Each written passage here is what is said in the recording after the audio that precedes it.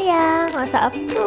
Memandangkan sekarang cuaca tak menentu, badan pun tak berapa sihat, hari ni kita masak sup cendawan. Resep ni sangatlah sedap dan penuh khasiat. So, mula kita panaskan minyak, kita tumiskan halia, bawang putih, kita tumiskan dia sampai dia naik bau.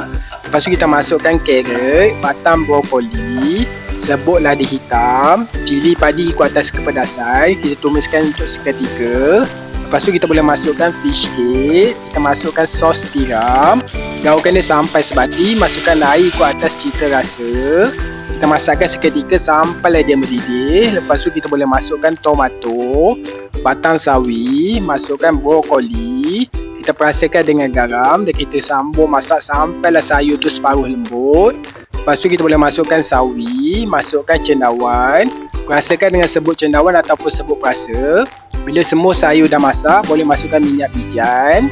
Kita taburkan irisan daun sup ataupun daun ketumbar. Kita kacaukan dia sampailah sebati. Boleh tutup api dan makanan siap untuk dihidangkan. So, cendawan ni lebih kurang je macam sebelum ni. Cuma kali ni kita ubah sedikit resepi dia. Rasa dia sedap sangat bila makan time panas-panas. Kalau sesiapa yang demam ke, tak sihat ke, sesuai sangat makan.